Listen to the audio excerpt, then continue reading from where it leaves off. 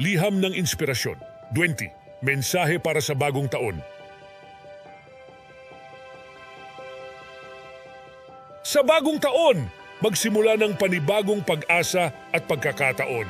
Huwag matakot mangarap ng malaki. Ang darating na taon ay pagkakataon para magsimula muli. Huwag mong bitawan ang pangarap mo. Sa paglipas ng taon, maging bukas sa mga bagong pagkakataon at pagbabago. Bagong taon, bagong pagkakataon. Huwag mong isara ang mga pinto ng iyong buhay sa mga bagay na hindi na makakabuti sa iyo. Igalang ang nakaraan, tanggapin ang kasalukuyan, at harapin ang hinaharap ng may tapang. Sa pagtatapos ng taon, tandaan mo ang lahat ng mga tagumpay mo at pag-ibig na iyong natanggap. Magpasalamat at magdasal para sa mas marami pang pagpapala sa darating na taon. Ang pagpasok ng bagong taon ay pagkakataon upang baguhin ang sarili tungo sa mas magandang direksyon. Huwag kalimutan na ikaw ay may kakayahan at kapangyarihan na makamtan ang mga layunin mo. Sa bagong taon, magsimula ng bagong kabanata.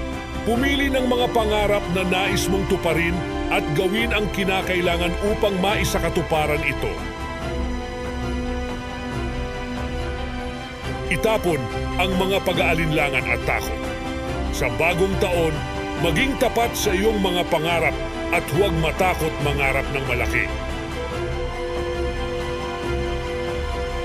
Sa bawat pagkakamali, mayroong aral na pwedeng makuha. Ipagpatuloy mo ang pag-unlad mo sa darating na taon. Sa pagpasok ng bagong taon, huwag mong isantabi ang mga mahalaga sa iyo. Alagaan ang mga kaibigan at pamilya. Huwag maging takot sa mga pagbabago. Sa bagong taon, maging handa kang lumaban para sa iyong mga pangarap. Huwag mong kalimutan ang halaga ng pagmamahal sa sarili. Mahalin mo ang iyong sarili at lahat ng iyong kakayahan. Sa pagtatapos ng taon, tignan mo kung paano ka lumaban at nagtagumpay. Huwag mong kalimutan ang iyong lakas at tapang. Ang darating na taon ay puno ng mga pagkakataon na naghihintay na iyong makamtan. Magsikap ka at huwag maging tamad sa pag-abot sa iyong mga pangarap. Sa paglipas ng taon, nagbago ka na ba para sa mas mabuti? Ipagpapatuloy mo ba ang pag-unlad na ito sa darating na taon? Ang pagiging positibo ay susi sa isang mas masayang buhay. Sa bagong taon, maging positibo at lumaban para sa iyong kaligayahan. Huwag mong isantabi ang mga pangarap mo. Gawin mo ang lahat ng iyong makakaya para makamtan ang mga ito. Sa pagpasok ng bagong taon, tandaan mo na ikaw ay may kakayahan na baguhin ang iyong kapalaran. Huwag mong sayangin ang pagkakataon na ito.